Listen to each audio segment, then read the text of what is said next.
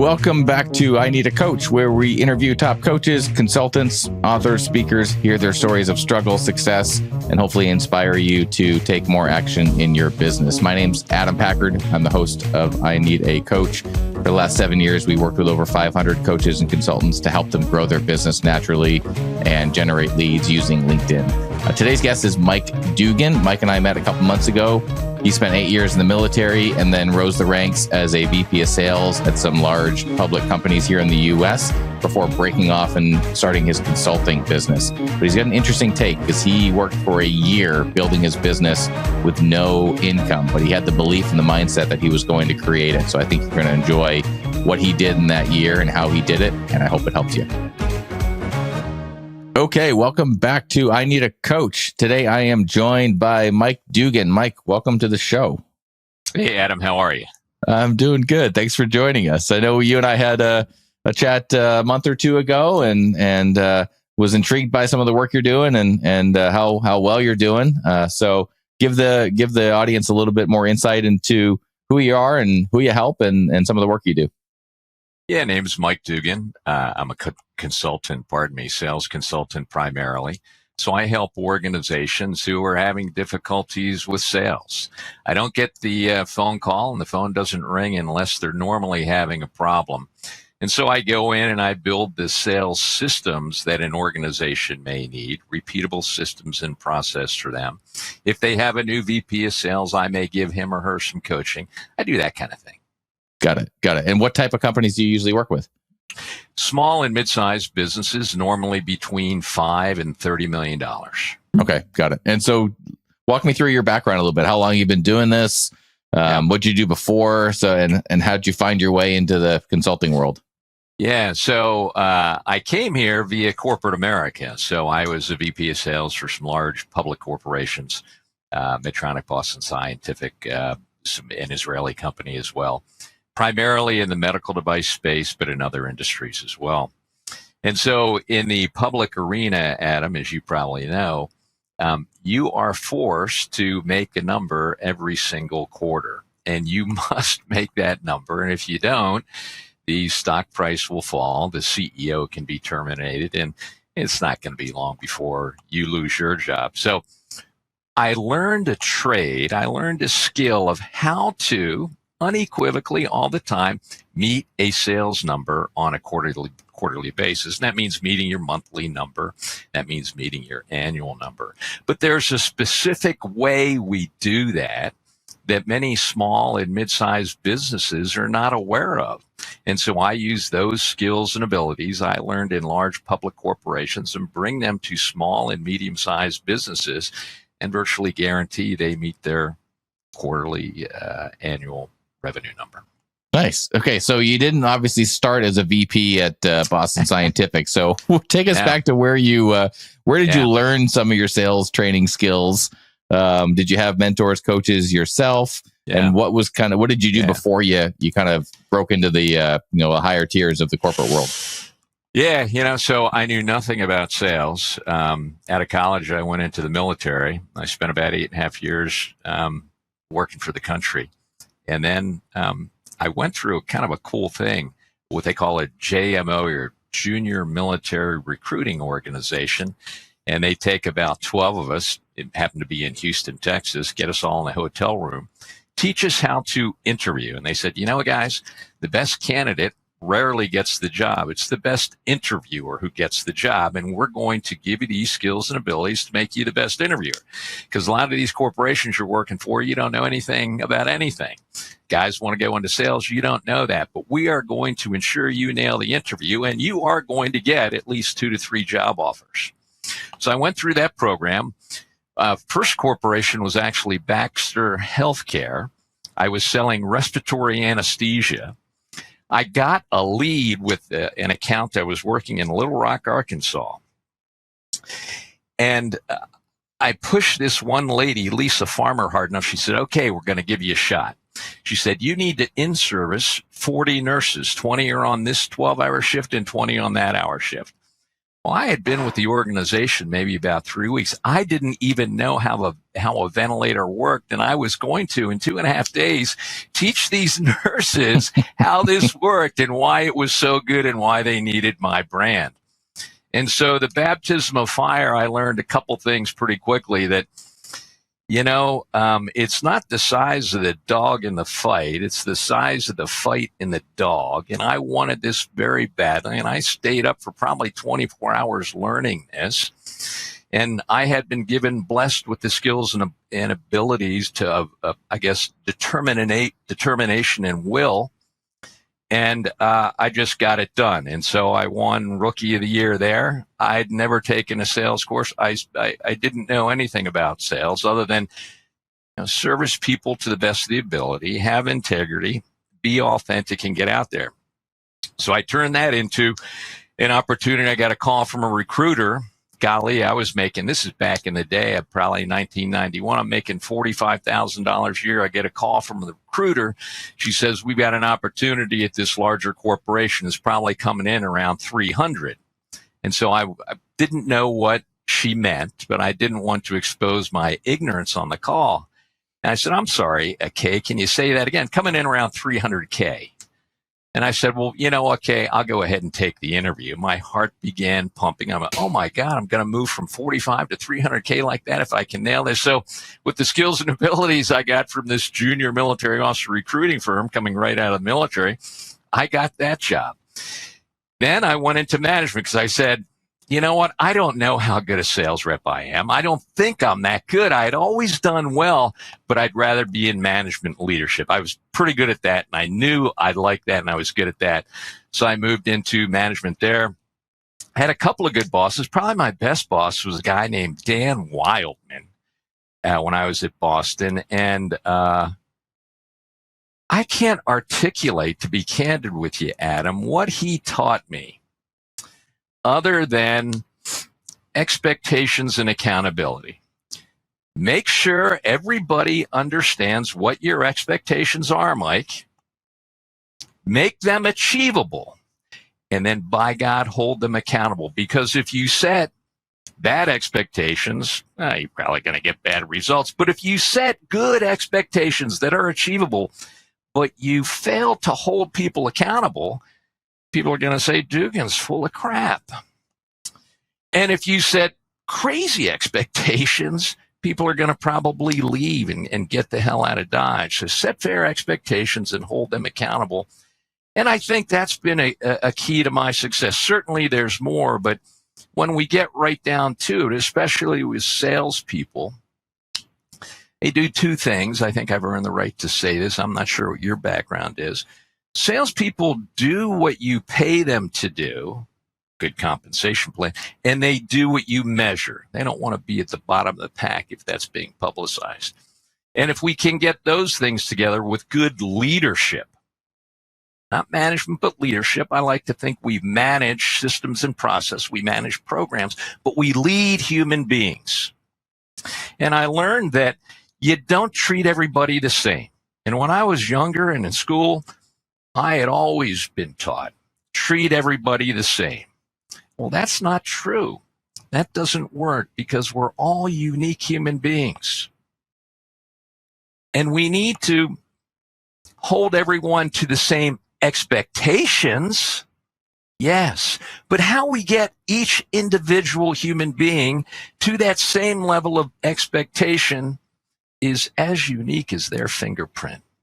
And that's really the key of leadership. So let me pause there and you can fire away at me with the next question. I think you should be a politician, Mike. Or a motivational speaker.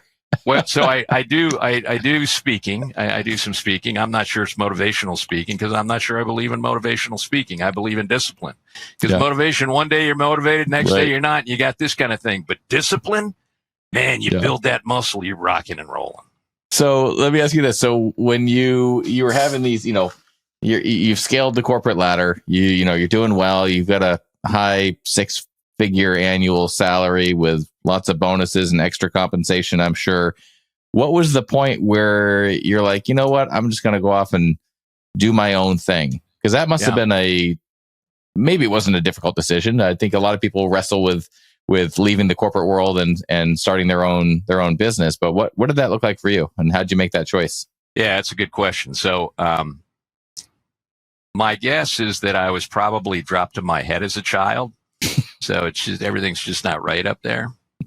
Because when I got out of the Navy, we're like, oh my God, you're doing this really cool job. You got a great career. You're getting out of the Navy. I'm like, yeah, that's my obligation's been served. I'm getting out. And people were scratching their heads. They're like, I want to do something else. I just want to do something else. I like the excitement of the unknown. And so when I did this, people said, wow, are you crazy? But it didn't happen overnight. I was working for this Israeli company, one of the greatest companies I ever worked for. What's different about an Israeli company from a big U.S. corporation, in my opinion, is that in corporate America in the United States, whether it be the CEO or the VP of sales or whomever, you don't do what's right. You do what that person says is right. And many times in corporate America, I've been like, you're kidding me. This is going to fail horribly. But because the big boss says it, we're going to march in lockstep and do it.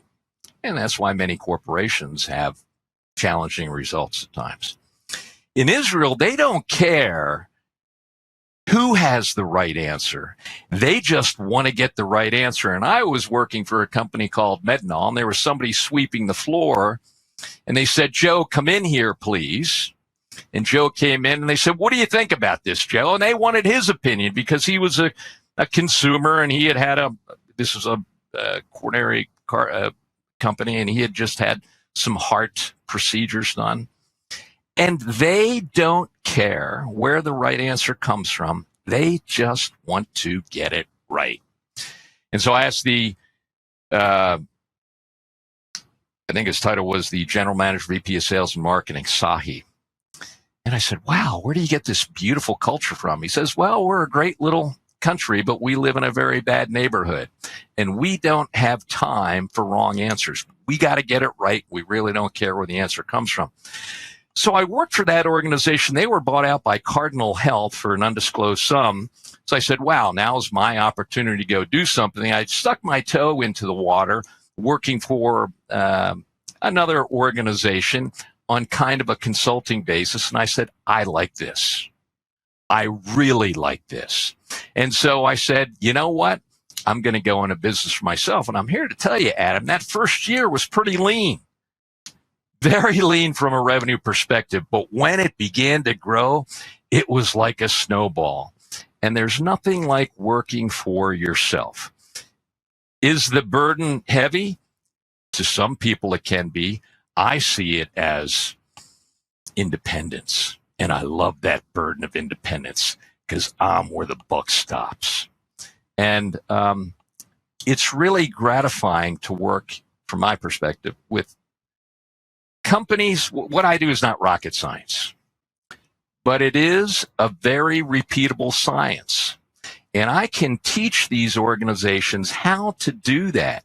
And to see them grow rapidly, I find that to be very gratifying. So I'm not sure if that answers your question. No, it's interesting. So that first year where you didn't make much, I think your question that you answered said zero revenue the first year, I believe. What did your family think during that first year? And then where did things start to change, and how did things start to change where you started bringing on clients regularly? Yeah, well, so my kids didn't know because it's none of their business. And I was in a fortunate situation where I had been successful for many years. So there was plenty cushion there to draw from, some cushion. However, I told my wife, because she's my partner through this thing, and she's like, are we on the right track? And I said, I think so. She said, you don't sound too sure. And I said, I'm not. And she just said, well, I've been blessed. Everything I've undertaken, I've done pretty well. She said, you just find a way to do it, Dugan. And I said, I appreciate that support. And we moved forward. And it I had been having coffee. There's an organization here in Virginia Beach where I live called a Million Cups of Coffee. And I'd had probably 500,000 cups of coffee with people. I met everybody I could in the vicinity. And about 9 months into it, I met a guy by the name of Tom Noon, who was a former corporate CFO, started franchises, and he took a shine to me. And he referred me to one client, and we did well. Matter of fact, I'm still working with that client. And then he referred me to another one and said, okay, this guy, he tested me, seems to know what he's doing. And then again and again. And then I went into public speaking. So there's an organization called Vistage, which is a roundtable group for small and mid-sized businesses, SMBs. And I found a guy in the local area to give me a shot. And he said, I'm not going to pay you to speak, but I'm going to give you a shot. And if you do well, we'll give you good grades, and that'll get you off and running. And he did that. Tremendous gentleman who did that. So again, benevolence. I didn't know these people. They didn't know me anything. Good luck and more good luck. And so I started going around the country speaking, and I spoke on the West Coast, and I spoke in Washington State, and I spoke all over the country. And people began to say, wow, let me give this individual a shot. And then I created a portfolio of customers that I could refer, and it just began to snowball. So I'm fortunate at this point that I work about as much as I want to. I'm very lucky in that I get to choose my clients. I don't choose to work with everyone, but if I think I can make an impact, I'll take the engagement. And so I keep maybe 2 to 3 clients, try to keep it at 3 these days. Despite my boyish good looks, I'm not as young as I used to be. And that kind of keeps me going. Interesting. Yeah. I think there's a lot you can kind of pull out of that is the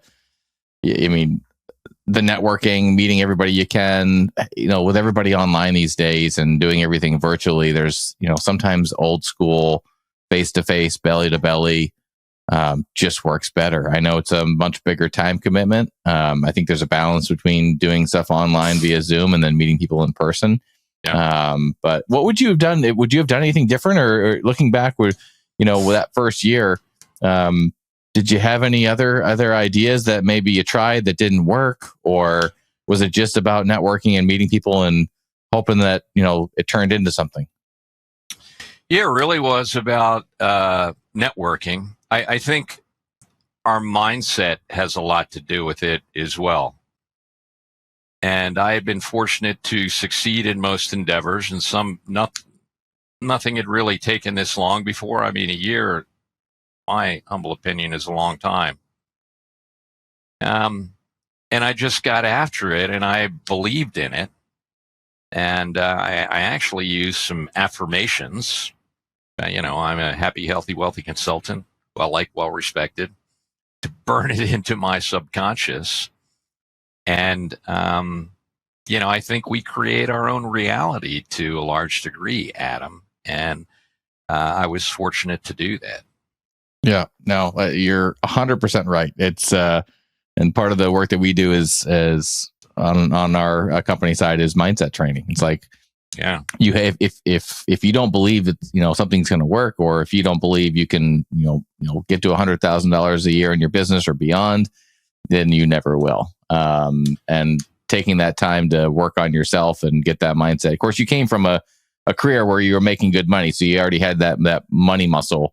Where you were used to making that, right? So what advice would you give to someone that maybe didn't have a $300,000 salary, moving into the corporate world, moving into the coaching consulting world, on how they could, obviously affirmations are great, but what other, tools or insights could you share with someone that maybe didn't have your type of background and success that's trying to break into this field of consulting?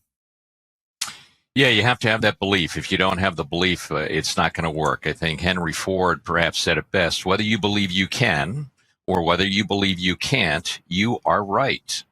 And so you must believe you can.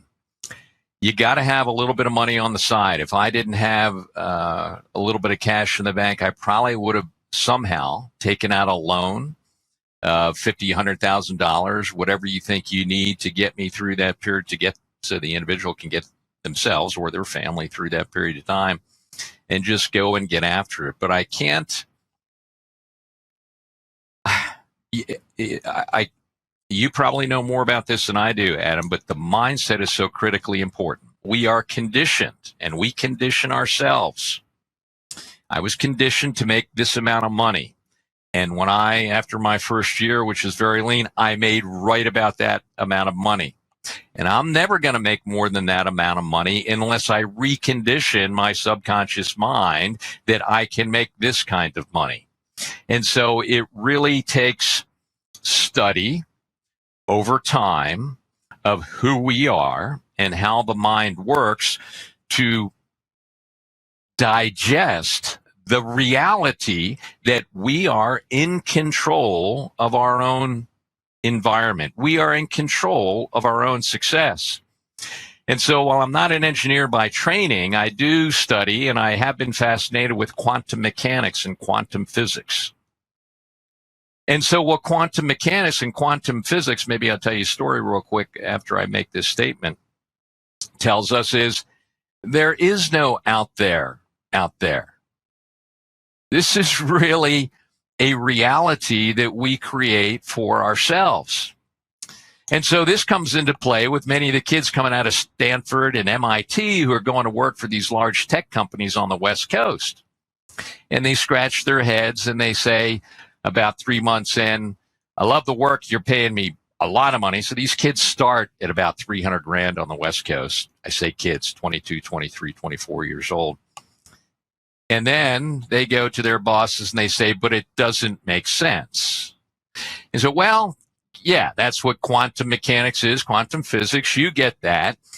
But you've got to get over that because you're the only guy that can solve this equation. There are very few people that have the gray matter to really do this math and solve these equations. So, we're going to give you some counseling for about 2 or 3 months. And then we're going to say, hey, you either need to get with the program and accept that nobody can understand this because you can solve the equations and we know that works, or you got to go do something else. And about half the kids choose to do something else. And so quantum mechanics teaches us that there's no out there, that we're kind of in this virtual reality set. But as human beings, we cannot understand it. It just doesn't make sense. But you've got to have some semblance of the understanding of mindset that we are in control of what happens to us. Our conditioning oftentimes holds us back. And if we can get a better understanding of ourselves and our conditioning and how to elevate above that, you can do virtually anything you want. I know it sounds like smoke and mirrors and hocus pocus and woo woo, but I'm here to tell you that's the real reality. Mm-hmm. Yeah, no, it's and people that don't read the books and study and understand the power of the mind. I mean, some of my favorite books are Wayne Dyer, Power of Positive Thinking, Norman Vincent Peale, Joe Dispenza. He's got a book called Breaking the Habit of Being Yourself, I think. It's a great book. So yeah, and just studying and learning just what's possible, right? With visualizing and writing out your ideal life and what's your story and who do you want to be, and then almost feel like you can create that your own reality. You're not going to necessarily see it happen overnight, but it takes practice, and that's the challenge. Is we live in instant gratification society. Most people won't spend a year hustling and networking and building something, knowing that you had that belief for that first year that this will work. It might take a little bit longer than I want, but I know where this is going to go, and you were confident that you're going to achieve it.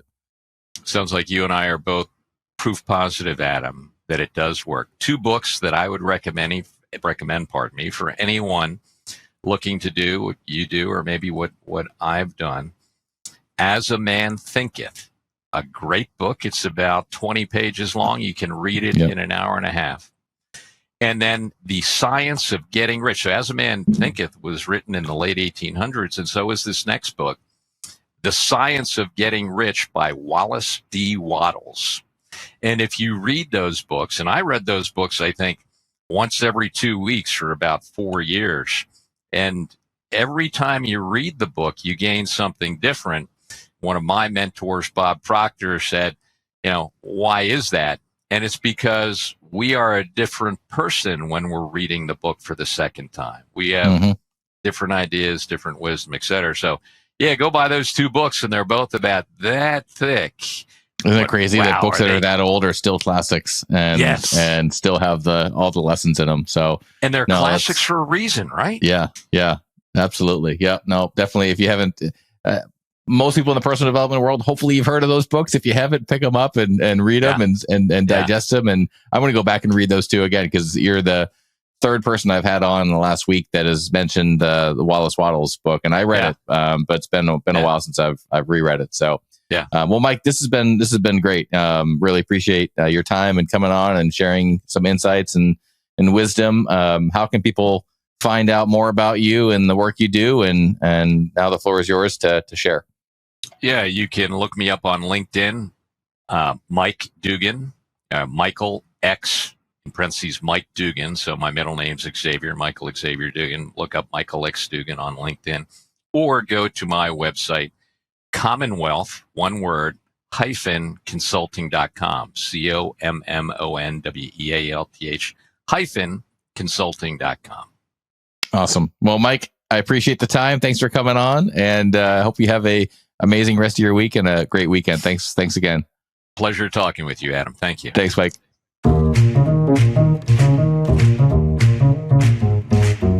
Thank you for joining us on this episode of I Need a Coach. If you've made it this far, I genuinely appreciate your dedication. Putting this podcast together takes a lot of time and energy. In return, we only ask one thing, which is if you could please leave a review wherever you listen to podcasts. This helps our show get in front of more people so we can help more people. This is Adam Packard signing off. Keep coaching, keep thriving, and see you in the next episode.